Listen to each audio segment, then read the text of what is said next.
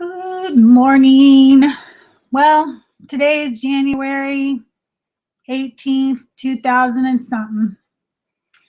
And I don't know why, but even though it's Wednesday, today feels like a Monday already.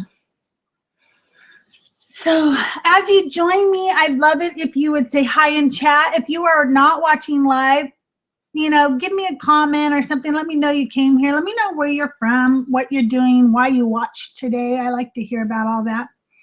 I see some people are joining now. Anyway,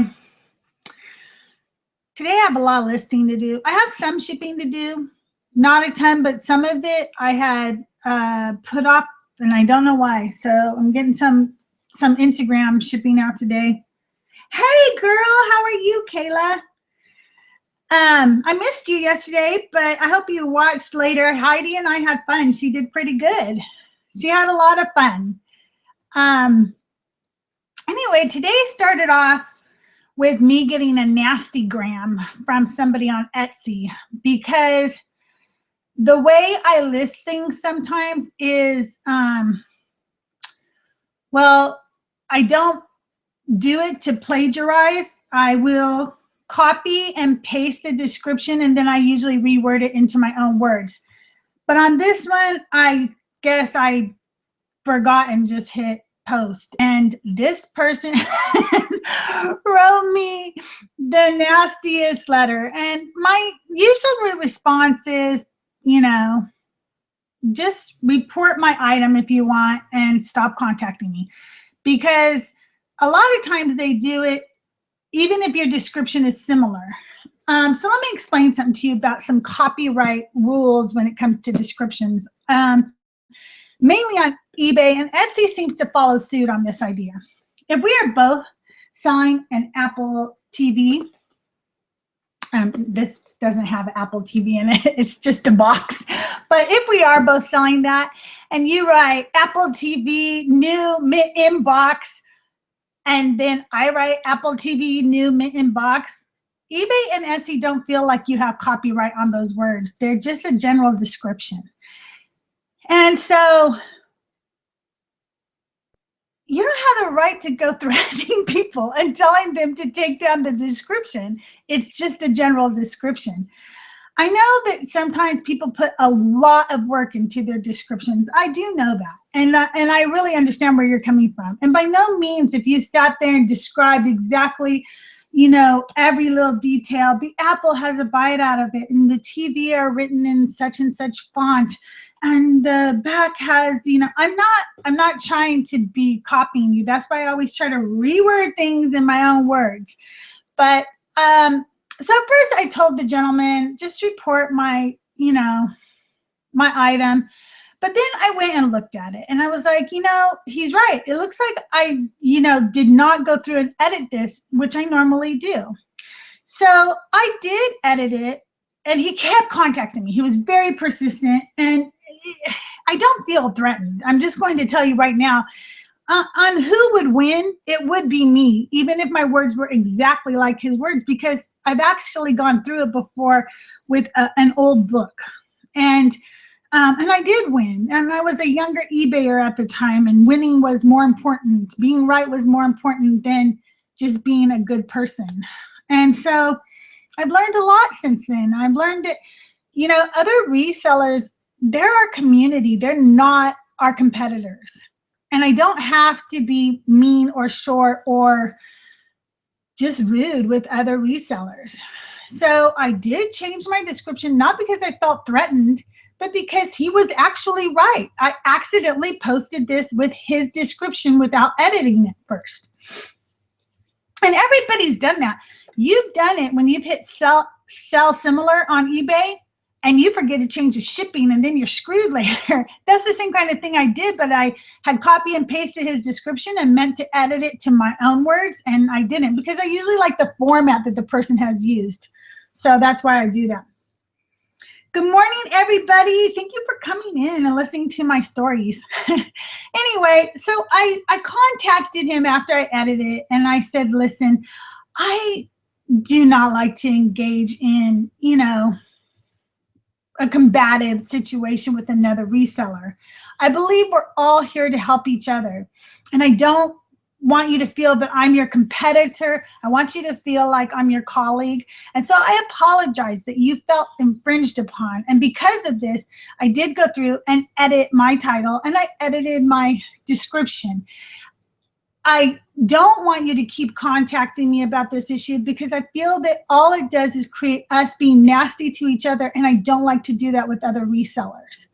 So if you have any further problems that you feel like you can't just talk to me about, please feel free to report my item to eBay and or Etsy, because I have it cross-posted, and he found it on both platforms. And contacted me on both platforms. And I said, please feel free to contact eBay and or Etsy, and let's go through the proper channels and let them deal with this. But I'm very sorry. My humble apologies. You are right. I should have edited that. And I left it at that. And that's how I handled that. But just so you know, you can write the most beautiful description in the world. It could sound like a young adult, fiction book or something. And eBay, for sure, I know this for a fact, will tell you you don't own the description. They feel the descriptions are very generalized and you don't own them. Photos you do own on both eBay and Etsy. They will, for the most part, remove listings if they feel that somebody has stolen your photos. But I've even seen them ignore that report. But anyway. Good morning, Truth Seeker. Glad you could make it today.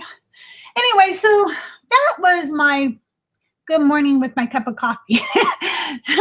So anyway, just, I didn't do it on purpose. I'm not an evil plagiaristic person, but, and I'm willing to own up to my mistakes. I just think that we have to treat each other in this business with dignity and respect. And I hopefully that's what he got out of it. He hasn't contacted me again. If he wants to still report the items, I don't care. I changed the wording. They're not going to do anything to me. So, as I'm preparing to move, I'm trying to get rid of items. So today, I know I'm just normal evil, huh? Anyway, so today I'm doing a $1 starting bid auction on Instagram of just some stuff that's been sitting around and not selling. And I'm doing that every Wednesday. And then whatever doesn't sell on Thursday, I pop up the entire box for really super cheap on Facebook and let the first person come and get it. And then I get rid of a box by every Thursday. So that's what I'm doing. And it was fun last week. I don't make any money doing this. I really don't. I'm just having fun with my Instagram followers, getting rid of stuff and lightening the load. But I'm also, well, thank you, Eclectic Embrace. I hope so, because he was not happy with me. But I tried to put myself in his shoes, so to speak. So, I don't know. People are weird. Anyway, so, have any of you been working on your death piles?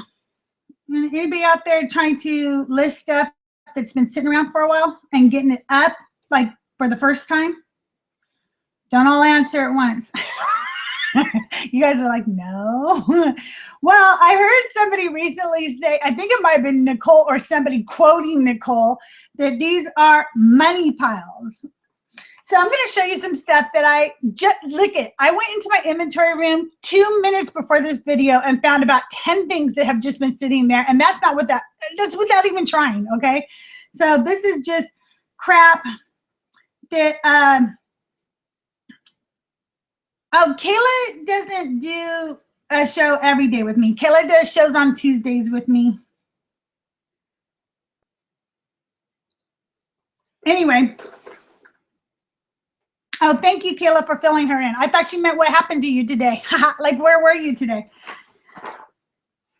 Anyway, so in case you didn't know, chess sells. Chess pieces, chess boards, chess books, chess anything, chess sells, okay? And a lot of time people who have it at estate sales, unless they're really fancy pieces and everything, they don't know that. So they sell the items for very cheap. I once bought an old computer chess game for like $1. I didn't know how much it would sell for. I got it and it sold for $91. So chess sells because the people who buy it do not know its value. They usually bought it on a whim thinking, I will teach myself chess today. And you can't teach yourself chess in one day. So, so anyway, if you come across chess, just remember it sells. So this, my son is a rated chess player. For any of you who don't know, my son's a freaking genius, okay? He gets it from his mommy. And these are some old games he had. And I realized I had saved so much of his chess stuff. And now he's moved. He lives in New York. He has his own chess stuff. He doesn't want all the chess stuff he had as a kid. So this is an electric chess game. It's literally just been sitting here. I don't even know how much I'll get for this, but I won't know until I do a little research and pop it up. So I do know they sell outside too, and older chess stuff sells because people like, just like people like the toys, the fashions, and everything else of their youth, chess players like the games that they learned on in their youth. So I'm going to research that. I had this game. I don't even know if it's all here or not. It's super cool. I'm going to show you the box, and then I'll pop open and show you some of the stuff inside. But I don't know why I haven't done anything with it. I bought it like for $1. I don't even know if I paid $1, but I'm going to say $1. And I don't know. It's just sitting here. It's called Family Game Chest. Can y'all see? Okay, now I'll show you some coolness in it. Because it's really cool. I just don't know why I'm holding on to it. So there's these cool boards inside, and some of them I don't even think go with it. So like there's this board, and then on the other side is a chess checkers board. And I don't even think that this one was on the cover. Like, so see, there's another one like that. I don't even know what this board is. Anybody know? I've never seen this one. Then there is this one.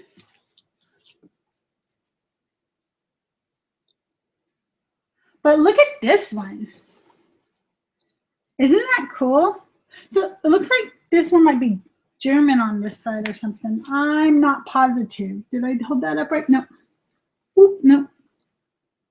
Oop. Oh, guess it depends on which way you're looking at it. Then there's this.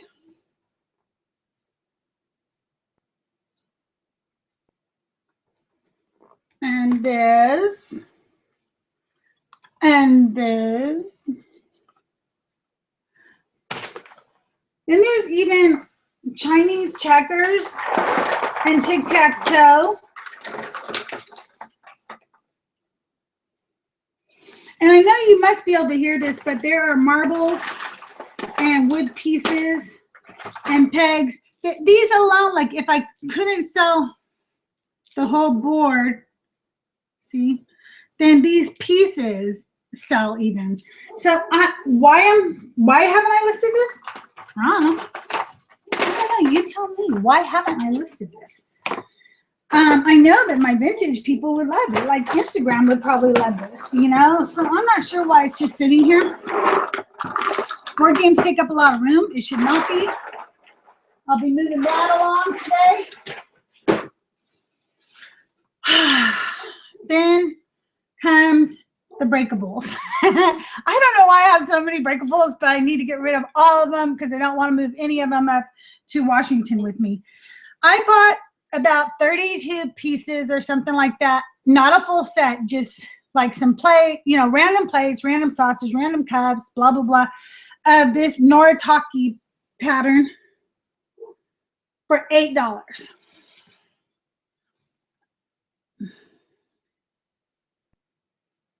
Trying to see if they'll come in.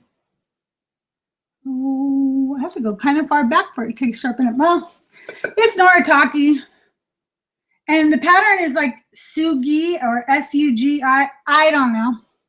But I don't know why I still have it. I mean, I usually, if I have a mismatched set like this, I'll put up like 2 to 4 dinner plates, just the plates. Then I'll put up like the creamer and the sugar. I don't do the whole set together because I am not shipping that. But I need to get those up. They're just sitting there. Like, I don't know. I didn't even put them away.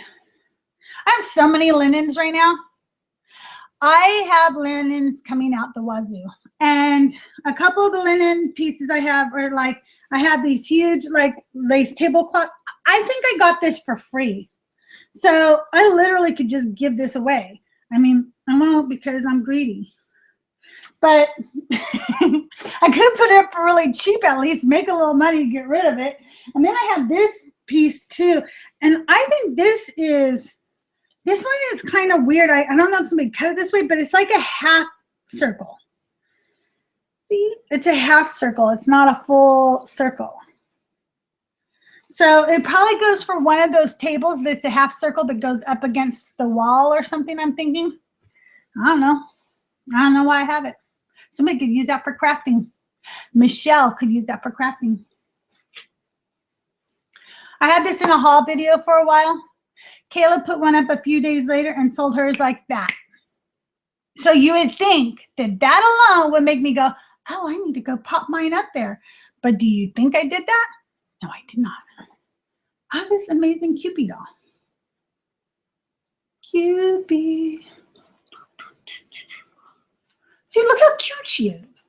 Little dress, little booty sticking out of her little bloomers. See her little bloomers? I don't know. Why? Why am I holding on to a Cupid doll? I bought this so long ago that I didn't even know how to buy things. I totally overpaid for this. But just because I overpaid for it doesn't mean that it needs to be still sitting in my money pile, my retirement pile. That's because it's money just sitting there and money I could retire on. But look at this cute little coffee pot. Can you see the little leaf detail, the wood handle? I paid $4 for that, and to me, it's called Sona. That's overpaying. I won't get much more for it, but why am I keeping it? What am I getting? I have no need for this. So this is going up today. Hopefully, I'll get at least maybe double my money on that. I don't know. We'll see. This is not the only piece of material like this. And I want to show you this because this is something I should either list or just give it away. Okay, why? I don't know why. But it's it's yards of this vintage purple. Is that called like taffeta? Is that what that was called? It's kind of like shiny and thick material. Somebody out there on YouTube, tell me, is that taffeta? Is that what this is called? I have yards and yards and yards of this. So literally, I need to look it up today, get it listed, or just give it away because I got it for free and I have no need for it. I don't sew and I'm not a crafter. I don't even have time for that. I don't know how you people have time for that. Hopefully it's the way you do relaxation. I only got a few more things to show you this morning, and then I have to go do my $1 auctions on Instagram. I'll try to take a better picture of it for you later, Kayla, and then maybe you'll be able to tell me what the hell it is. I don't know what the hell it is. I got this box of military stuff, like for really cheap too. And I think that it's more modern, and a lot of it is like, see? Like, or I said box, huh? It's a bag, obviously. This is not a box. But I don't know why I'm not doing anything with it. I haven't even looked any of it up. And this This is not military. Look at what this person put in their little military bag. It's like a fast food toy.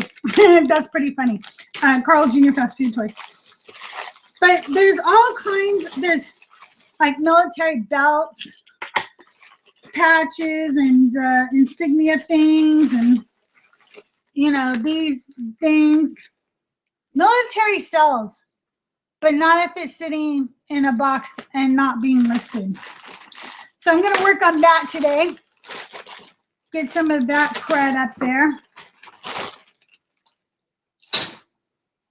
Good morning, Laura. So glad you can join us. I'm almost done actually though, so make sure you go back and watch all the stupid stuff I said to begin with. Okay, and two more little things to show you. I have so many, like pinup girls and girls who do, vintage shows and so forth that love fans. And I have this beautiful fan still in a box. And it has, some kind of proverb or something written in it in a foreign language to me. But if you have Google Translate on your phone, it's a cool app where you can actually photograph that and it will translate it for you. And look how pretty that is. And the color is teal, which everybody loves teal who's into vintage. And it's just sitting in my money pile. So I need to get this up today. It's a little thing, but there's just no reason for it to be sitting there. And fans are tricky. I have gotten just, $5 for a fan, but I've also, made $35 on a fan. So do your research, but yes, you can make money off of vintage fans.